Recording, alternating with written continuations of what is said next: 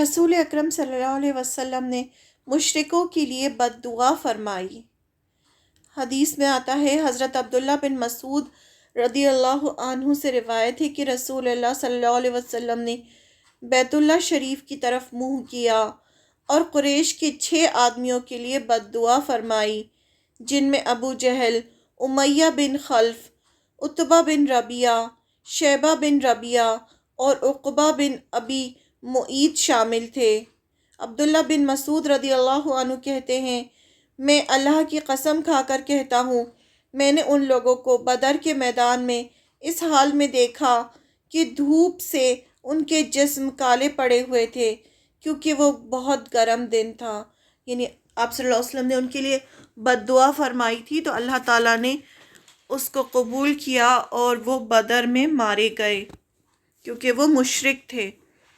شرک کرنے والا جہنمی ہے، یعنی جو شرک کرتا ہے اور اسی پہ اس کی موت ہوتی ہے تو وہ جہنمی ہے، وہ جہنم میں جائے گا۔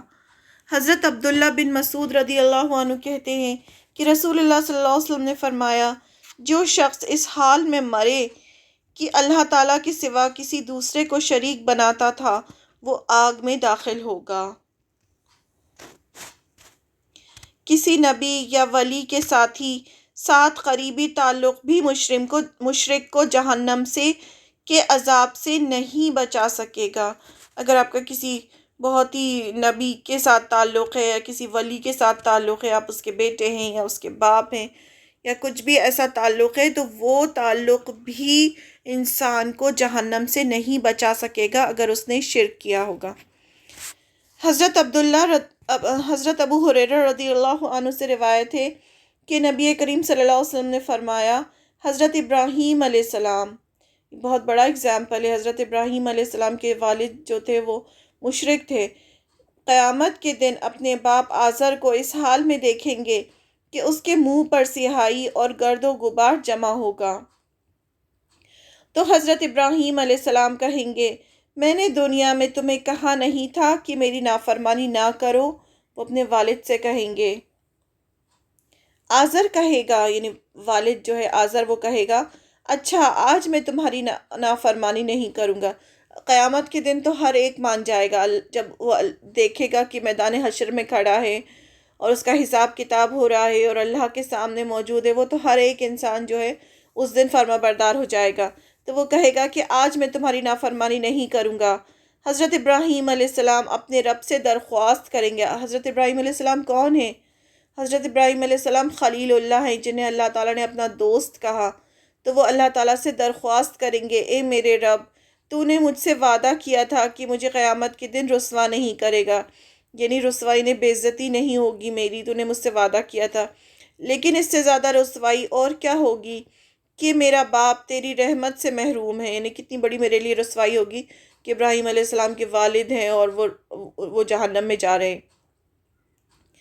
اللہ تعالیٰ ارشاد فرمائیں گے، میں نے جنت کافروں پر حرام کر دی ہے، یعنی کوئی بھی کافر ہوگا، کسی کی وہاں پر سفارش کام نہیں آئے گی۔ جنت کو کافروں پر اللہ نے حرام کر دیا ہے۔ پھر اللہ تعالیٰ فرمائے گا، اے ابراہیم، تمہارے دونوں پاؤں کے نیچے کیا ہے؟ دیکھو تمہارے پاؤں کے نیچے کیا ہے۔ حضرت ابراہیم علیہ السلام دیکھیں گے کہ غلاظت میں لت پت ایک بچھو ہے، جسے فرشتے پاؤں سے پکڑ کر جہنم میں ڈال دیں گے، یعنی ان کی وہ جو والد تھے، ان کی شکل جو ہے وہ بچھو کی طرح کر دی جائے گی اور جہنم میں پھینک دیا جائے گا۔ قیامت کے روز مشرک روح زمین کی ساری دولت دے کر جہنم سے نکلنا چاہے گا، لیکن ایسا ممکن نہ ہوگا۔ مشرک جب جہنم دیکھے گا اور جب اس کو لگے گا کہ اب تو میرا ٹھکانہ ہمیشہ ہمیشہ کی آگ ہے جہنم میں، تو وہ چاہے گا کہ میں زمین کی سارا مال اور دولت دے دوں اور اپنے آپ کو چھڑا لوں اس جہنم سے۔ حدیث میں آتا ہے، حضرت انس بن مالک رضی اللہ عنہ سے روایت ہے کہ نبی کریم صلی اللہ علیہ وسلم نے فرمایا، قیامت کے روز اللہ تعالیٰ اس دوزخی سے فرمائے گا جسے سب سے ہلکا عذاب دیا جا رہا ہوگا کہ اگر تیرے پاس اس وقت روئے زمین کی ساری دولت موجود ہو تو کیا تو اپنے آپ کو آزاد کرانے کے لیے دے گا؟ وہ کہے گا، ہاں ضرور دے دوں گا۔ اللہ تعالیٰ ارشاد فرمائیں گے، دنیا میں نے تجھ سے اس کی نسبت یعنی اس کی بنسبت بہت ہی آسان بات کا مطالبہ کیا تھا. یعنی اللہ تعالیٰ کو ہماری پوری دولت نہیں چاہیے، اللہ تعالیٰ تو صرف چھوٹی سی چیز چاہتے تھے کہ میرے ساتھ کسی کو شریک نہ ٹھہرانا. یعنی اللہ تعالیٰ نے تو صرف اتنا کہا تھا کہ صرف میری عبادت کرو، میرے ساتھ کسی کو شریک نہ ٹھہراؤ، لیکن تو نے میری یہ بات نہ مانی اور میرے ساتھ شرک کیا. یعنی اب جو ہے اس کی کوئی بھی چیز قبول نہیں کی جائے گی اور اس کے لیے ہمیشہ ہمیشہ کی جہنم ہوگی. مشرک سے دین امور کو متاثر کرنے والے تعلقات رکھنے منع ہے. یعنی کوئی مشرک ہے، آپ اس سے ایسے تعلقات رکھ رہے ہیں بہت زیادہ گھریلو اس طرح کے کہ آپ کے دین پر اس کا اثر پڑ رہا ہے. جیسے کہ آپ کے چھوٹے چھوٹے بچے ہیں، آپ جا کے ان کے ساتھ آپ رہ رہے ہیں تو وہ جا کے شرک کرنا سیکھ رہے ہیں. تو اس طرح کے جو تعلقات ہوتے ہیں وہ رکھنا منع ہے جس سے آپ کے دین پر اثر پڑے. حضرت جریج رضی اللہ عنہ کہتے ہیں کہ نبی کریم صلی اللہ علیہ وسلم کی خدمت میں نبی کریم صلی اللہ علیہ وسلم کی خدمت میں حاضر ہوا. آپ صلی اللہ علیہ وسلم لوگوں سے بیعت لے رہے تھے، یعنی قسم لیتے تھے آپ صلی اللہ علیہ وسلم جب کوئی مسلمان ہو کے آتا تھا. میں نے عرض کیا، یا رسول اللہ صلی اللہ علیہ وسلم اپنا ہاتھ آگے بڑھائیے تاکہ میں آپ صلی اللہ علیہ وسلم کی بیعت کروں. یعنی انہوں نے بھی آگے ہاتھ بڑھایا کہ میں بھی آپ کی بیعت کرنا چاہتا ہوں، اسلام قبول کرنا چاہتا ہوں. اور ہاں، مجھے شریعت بتا دیجئے، یعنی مجھے بتا دیجئے کہ اسلام میں کیا کیا ہے، کیا ڈوز اینڈ ڈونٹس ہیں، شریعت کیا ہے، کیونکہ آپ صلی اللہ علیہ وسلم مجھ سے زیادہ جانتے ہیں. آپ صلی اللہ علیہ وسلم نے ارشاد فرمایا، آپ صلی اللہ علیہ وسلم نے فرمایا، میں تجھ سے ان شرائط پر بیعت لوں گا. یعنی یہ شرطیں ہیں، اگر تمہیں منظور ہے تو میرے ساتھ بیعت کرو. پہلا کہ تو ایک اللہ کی بندگی کرے گا. سب سے امپورٹنٹ، جب آپ اسلام میں داخل ہوتے ہیں تو سب سے پہلے جو لا الہ الا اللہ ہوتا ہے، اشہد ان لا الہ الا اللہ، یعنی میں گواہی دیتا ہوں کہ اللہ کے سوا کوئی معبود نہیں. تو جو ہمارا جو دین ہے وہ صرف لا الہ الا اللہ پر بیسڈ ہے. سب سے پہلا کام جو ہے وہ ایک اللہ کی عبادت ہے، صرف ایک، اور باقی سارے گناہوں کا انکار. اگر ہم کہتے ہیں کہ ہاں ہم اللہ کی عبادت کرتے ہیں اور ہم دوسروں سے کہتے ہیں ہاں تمہارا خدا بھی صحیح ہے، تمہارا بھی صحیح ہے، یہ سارے خدا صحیح ہیں، تو پھر ہم وہ لا الہ الا اللہ نہیں کہہ رہے ہیں. کیونکہ لا الہ الا اللہ کا مطلب ہوتا ہے کہ نہیں ہے کوئی معبود سوائے اللہ کے، اللہ کے سوا کوئی ہے ہی نہیں. ہمارا عقیدہ ہونا چاہیے کہ خدا صرف ایک ہی خدا ہے. تو ایک اللہ کی بندگی کرے گا. سب سے پہلے بیعت لی اللہ آپ صلی اللہ علیہ وسلم نے ان سے. سیکنڈ، نماز قائم کرے گا. تھرڈ، زکوٰۃ دے گا. فورتھ، مسلمانوں کی خیر خواہی کرے گا. اور فورتھ، مشرکوں سے الگ رہے گا. یعنی اب جب تم اسلام قبول کر رہے ہو، کیونکہ جب اس ٹائم لوگ آتے تھے تو ان کے سارے رشتہ دار جو تھے وہ مشرک تھے، وہ لات، عزیٰ، منات، یہ سب دیویوں کی پوجا کرتے تھے. تو آپ صلی اللہ علیہ وسلم لوگوں سے الگ الگ طرح کی بیعت لیتے تھے، ان کے چیزوں کو دیکھ کر کہ وہ کس طرح سے کس چیز میں انوالو ہیں، اس چیز سے ان کو الگ کر کے پھر بیعت لیتے تھے. تو یہ جو صحابی تھے، ان سے آپ صلی اللہ علیہ وسلم نے کہا ایک اللہ کی عبادت، نماز، زکوٰۃ، مسلمانوں کی خیر خواہی کرے گا اور مشرکوں سے الگ رہے گا.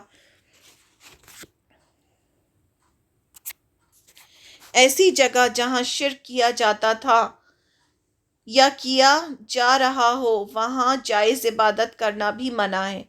یعنی کہیں آپ دیکھیں کہیں شرک ہو رہا ہے، جیسے کہیں قبر پرستی ہو رہی ہے، وہاں پر قبروں کی پوجا ہو رہی ہے، وہاں قبر سے مانگا جا رہا ہے، اس طرح کا شرک ہو رہا ہے، یا کوئی بھی ایسی جگہ ہے جہاں پر شرک ہو رہا ہے، تو وہاں آپ کو اپنی جائز عبادت بھی نہیں کرنا چاہیے. یعنی آپ کو وہاں نماز بھی نہیں پڑھنا چاہیے جہاں بھی ایسی جگہوں پہ جہاں شرک ہوتا ہے، شرک ہو رہا ہو. یہ ہمیں پتہ چلتا ہے اس حدیث سے. حضرت ثابت بن ضحاک رضی اللہ عنہ سے روایت ہے کہ ایک شخص نے رسول اللہ صلی اللہ علیہ وسلم کے زمانے میں بونی نامی جگہ پر اونٹ ذبح کرنے کی نظر مانی جاتی تھی. پرانے زمانے میں، جاہلیت میں انہوں نے مانی تھی کہ میں اس جگہ پہ اونٹ ذبح کروں گا اللہ کے نام سے. وہ رسول اکرم صلی اللہ علیہ وسلم کی خدمت میں حاضر ہوا اور عرض کیا، میں نے بونا پر اونٹ ذبح کرنے کی نظر مانی ہے، اپنی نظر پوری کروں یا نہ کروں؟ انہوں نے آپ صلی اللہ علیہ وسلم سے پوچھا. آپ صلی اللہ علیہ وسلم نے دریافت فرمایا، یعنی ان سے پوچھا کیا وہاں زمانہ جاہلیت میں کوئی بت تھا جس کی پوجا کی جا رہی ہو؟ صحابہ اکرام رضی اللہ عنہم نے عرض کیا، نہیں۔ آپ صلی اللہ علیہ وسلم نے پوچھا، کیا وہاں مشرکوں کا کوئی میلہ لگتا تھا؟ صحابہ اکرام رضی اللہ عنہ نے عرض کیا، نہیں۔ یعنی اگر یہ سب چیزیں ہوتی تو پھر وہاں پر جائز نہیں ہوتا کہ وہ وہاں جا کے اللہ کے نام سے اونٹ ذبح کرے۔ تب آپ صلی اللہ علیہ وسلم نے ارشاد فرمایا، اپنی نظر پوری کرو اور یاد رکھو اللہ تعالیٰ کی نافرمانی والی نظر پوری کرنا جائز نہیں۔ یعنی کوئی بھی ایسی نظر مانی ہے جس میں اللہ کی نافرمانی ہو رہی ہو، جسے آپ نے نظر مانی ہے کہ آپ اس انسان سے کبھی بات نہیں کریں گے اور وہ انسان آپ کا رشتہ دار ہو، تو ایسی کوئی نظر مانی ہو تو وہ پوری نہیں کی جاتی جس میں اللہ کی نافرمانی ہو۔ اپنی نظر پوری کرو اور یاد رکھو اللہ تعالیٰ کی نافرمانی والی نظر پوری کرنا جائز نہیں، نہ ہی وہ نظر جو انسان کے بس میں نہ ہو۔ کوئی ایسی نظر بھی نہیں ماننی چاہیے جو انسان کے بس میں نہیں ہو۔ یہ صحیح حدیث ہے سنن ابو داؤد کی۔ اب نیکسٹ ہے قرآن مجید کی آیت کا انکار کرنا۔